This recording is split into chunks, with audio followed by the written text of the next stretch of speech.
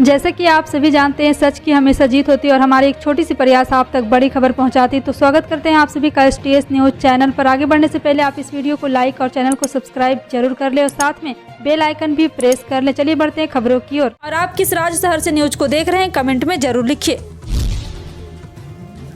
प्रधानमंत्री नरेंद्र मोदी 11 से 12 मार्च को गुजरात दौरे पर आएंगे। इस दौरान वह गांवों, तालुका और जिला पंचायतों के निर्वाचित प्रतिनिधियों की रैली को संबोधित करेंगे और कई अन्य कार्यक्रमों में भी हिस्सा लेंगे। एक वरिष्ठ अधिकारी ने शनिवार को बताया कि यह रैली 11 मार्च को GMDC मैदान में होगी, जिनमें राज्य के करीब 1 लाख लोगों के हिस्सा लेने की संभावना है। अधिकारी ने बताया कि प्रधानमंत्री 12 मार्च को गुजरात खेल प्राधिकरण द्वारा सरदार पटेल स्टेडियम में आयोजित खेल महाकुंभ में भी हिस्सा लेंगे, जिसमें गाँव, तालुका और जिला स्तर के युवा विभिन्न खेल प्रतियोगिताओं में हिस्सा लेंगे। राष्ट्रीय रक्षा विश्वविद्यालय के एक अधिकारी ने बताया कि प्रधानमंत्री गांधीनगर जिले के लवादा गांव में स्थित विश्वविद्यालय के दीक्षांत समारोह को भी संबोधित करेंगे। राष्ट्रीय और आंतरिक सुरक्षा में विशेषज्ञता वाले इस विद्यालय को केंद्रीय गृह मंत्रालय ने 28 सितंबर 2020 को राष्ट्रीय महत्व का संस्थान घोषित किया था।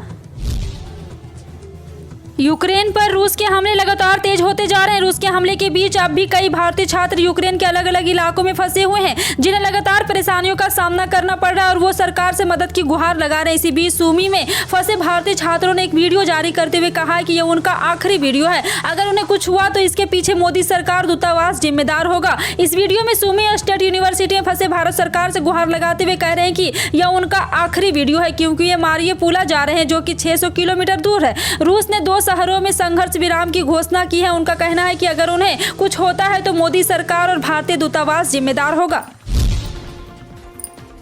5 राज्यों के विधानसभा चुनाव के लिए अंतिम चरण का चुनाव प्रचार शनिवार को समाप्त हो गया। अंतिम चरण में उत्तर प्रदेश 9 जिलों की 54 सीटों पर 7 मार्च को मतदान होगा। अंतिम चरण के चुनाव प्रचार की समाप्ति के बाद भारतीय जनता पार्टी के राष्ट्रीय अध्यक्ष JP नड्डा ने दिल्ली स्थित पार्टी कार्यालय में प्रेस कॉन्फ्रेंस की। इस दौरान उनके साथ गृह मंत्री अमित शाह भी मौजूद रहे। प्रेस कॉन्फ्रेंस में JP नड्डा ने कहा कि हमें चुनाव प्रचार के दौरान पता चला है कि जिन 4 राज्यों में भाजपा की सरकार है, इन सभी राज्यों में भाजपा फिर से मजबूत वापसी करेगी। भाजपा फिर से पूर्ण बहुमत की सरकार बनाएगी। उन्होंने कहा कि राज्यों में शांतिपूर्ण तरीके से चुनाव हो रहे हैं। पंजाब को लेकर नड्डा ने कहा कि पंजाब में चुनाव के नतीजे बेहतर होंगे।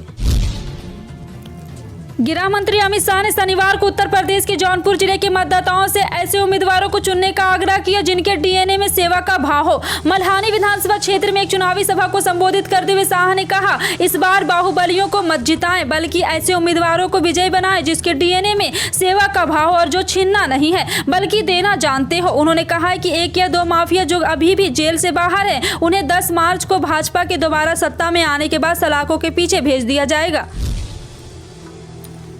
भारतीय जनता पार्टी के वरिष्ठ नेता देवेंद्र फडणवीस पर परोक्ष रूप से हमला करते हुए शिवसेना सांसद संजय राउत ने शनिवार को कहा कि राजनीतिक विरोधियों के फोन अवैध रूप से टैप करने के महाराष्ट्र पैटर्न को अब पड़ोसी राज्य गोवा में दोहराया जा रहा है, जहां अगले सप्ताह विधानसभा चुनाव के नतीजों की घोषणा की जानी है। राउत ने कहा है कि ऐसे ही पैटर्न उत्तर प्रदेश में काम कर रहा होगा, जहाँ 10 मार्च को मतगणना होनी है। उन्होंने कहा कि फोन टैप करने का डर गोवा के एक वरिष्ठ कांग्रेस नेता द्वारा व्यक्त किया गया था, जिससे वह हाल ही में मिले थे। राउत ने कहा कि मैं गोवा कांग्रेस के नेता और पूर्व मुख्यमंत्री दिगंबर कामत से मिला था, जिन्होंने इसकी आशंका जताई थी और उनका फोन टैप किया जा रहा था। मैं कहता हूं केवल उनका ही नहीं बल्कि MGP नेता सुदीन धावलिकर और गोवा की विजयी सरदेसाई के फोन भी टैप किए जा रहे हैं।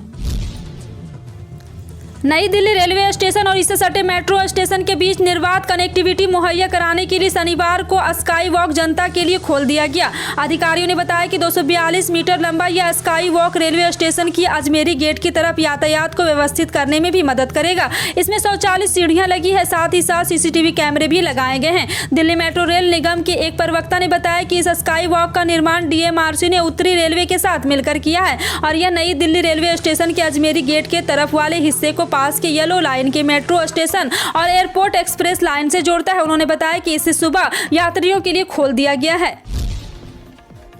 भारतीय जनता पार्टी के वरिष्ठ नेता देवेंद्र फडणवीस पर परोक्ष रूप से हमला करते हुए कहा है कि सेना सांसद संजय राउत ने शनिवार को कहा कि राजनीतिक विरोधियों के फोन अवैध रूप से टैप करने से महाराष्ट्र पैटर्न को पड़ोसी राज्य गोवा में दोहराया जा रहा है, जहां अगले सप्ताह विधानसभा चुनाव के नतीजों की घोषणा की जानी है।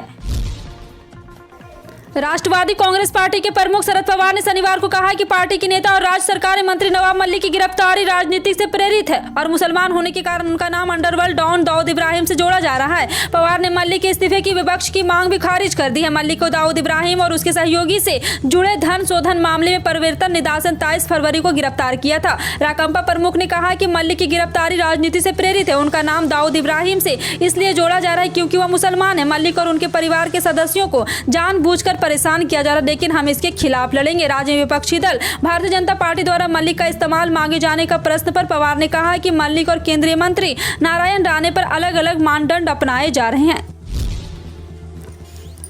ओडिशा के मुख्यमंत्री नवीन पटनायक के नेतृत्व वाले बीजू जनता दल ने शनिवार को 3 नगर निगम भुवनेश्वर, कटक और बरहामपुर में मेयर पद के लिए उम्मीदवारों की घोषणा की, जहां 24 मार्च को मतदान होगा। बीजेपी ने भुवनेश्वर नगर निगम में महापौर पद के लिए पार्टी प्रवक्ता सुलोचना दास के नाम की घोषणा की है। वर्तमान में दास विकलांग व्यक्तियों के लिए राज्य आयुक्त के अध्यक्ष के रूप में कार्यरत है। इसी तरह राज्यसभा सदस्य सुभाष सिंह को कटक नगर निगम में मेयर पद के चुनाव के लिए पार्टी के उम्मीदवार के रूप में नामित किया गया है। सिंह ने उन पर विश्वास रखने और इतने महत्वपूर्ण विभाग के चुनाव के लिए उन्हें नामित करने के लिए मुख्यमंत्री को धन्यवाद दिया।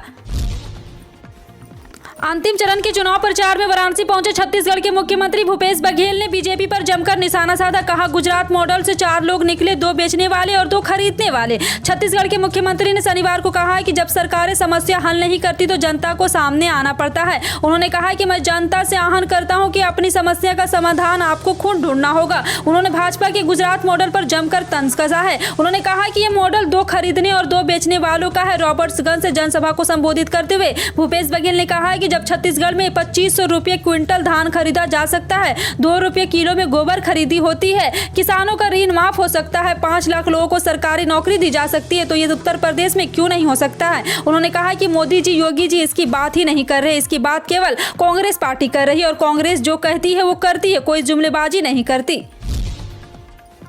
आम आदमी पार्टी पंजाब के मुख्यमंत्री उम्मीदवार और सांसद भगवंत मान ने पंजाब सहित भारत के पैसा और टैलेंट के विदेश जाने पर गहरी चिंता व्यक्त की है। मान ने कहा कि आजादी के बाद से पंजाब और केंद्र में शासन करने वाली सरकारों ने डॉक्टरी, मेडिसिन, इंजीनियरिंग, इंफॉर्मेशन समेत विज्ञान के क्षेत्र में कोई आधुनिक और विश्व स्तरीय योजना और प्रणाली लागू नहीं की। यही कारण है कि आज देश का टैलेंट और पैसा दोनों विदेश जा रहा है। शनिवार को पार्टी कार्यालय से जारी बयान में भगवंत मान ने कहा कि पंजाब देश के उन राज्यों में से एक है जहाँ हर साल सबसे ज्यादा यानी कि 1.50 लाख से 2 लाख युवा विदेश पढ़ाई करने और रोजी रोटी कमाने जाते। इन छात्रों के साथ लगभग 30 करोड़ रुपए भी विदेशी की यूनिवर्सिटी, कॉलेजों और स्कूल में फीस व अन्य खर्चों के तौर पर चला जाता है, जो कि पंजाब के कुल बजट का 20% है। आजमगढ़ में सीएम योगी ने सपा पर जमकर हमला बोला। उन्होंने कहा कि 6 चरणों के चुनाव हो गए, अगर आजमगढ़ हमें सहयोग कर देगा तो हमारी सीटों की संख्या 330 के पार पहुंच जाएगी। अगले 5 साल में हम 1 करोड़ युवाओं के टैबलेट और स्मार्टफोन देंगे। उत्तर प्रदेश के आजमगढ़ में सीएम योगी आदित्यनाथ ने कहा, इनकी संवेदना विकास, गरीब, रोजगार के लिए नहीं थी, इनकी संवेदना तो संजरपुर के आतंकवादियों को छुड़ाने की थी। जितनी भी आतंकी घटनाएं वह समाजवादी पार्टी की सरकार के कार्यकाल में हुई। आज उत्तर प्रदेश दंगा मुक्त प्रदेश है। गुरुग्राम से चिकित्सा की पढ़ाई के लिए यूक्रेन गए 91 छात्रों में से 76 शनिवार दोपहर तक देश लौट चुके हैं। गुरुग्राम के उपायुक्त निशांत कुमार यादव ने कहा है कि जिला प्रशासन यूक्रेन से भारत लौटने वाले छात्रों की आवाजाही पर नजर रख रहा है। यादव ने कहा, जिला प्रशासन के अधिकारी लगातार उनके माता पिता सहित जिले के छात्रों से संपर्क कर रहे हैं जो अभी तक युद्धग्रस्त देश से वापस नहीं लौटे हैं, ताकि वे उम्मीदें न हारे। अधिकारी ने कहा है कि भारतीय छात्रों की सुरक्षित निकासी सुनिश्चित करने के लिए सभी प्रयास किए जा रहे। गुरुग्राम के 76 छात्रों को अब तक यूक्रेन से निकाला गया है। फिल्म अभिनेत्री कंगना रनौत के आजादी भीख में मिलने के बयान के खिलाफ आगरा न्यायालय में देशद्रोह का वाद चल रहा है। वादी, अधिवक्ता समेत अन्य गवाहों के बयान दर्ज किए जा रहे हैं। शनिवार को गवाहों के बयान दर्ज करने के बाद सीजीएम कोर्ट ने सुनवाई के लिए 9 मार्च की तारीख तय की है। बता दें कि बीते 23 नवंबर को आगरा के दीवानी न्यायालय में राजीव गांधी बार एसोसिएशन के अध्यक्ष रामशंकर शर्मा ने फिल्म अभिनेत्री कंगना रनौत और पीएम मोदी के खिलाफ राजद्रोह का मुकदमा दर्ज कराने के लिए 156(3) के तहत सीजीएम कोर्ट में परिवार वाद दाखिल किया था।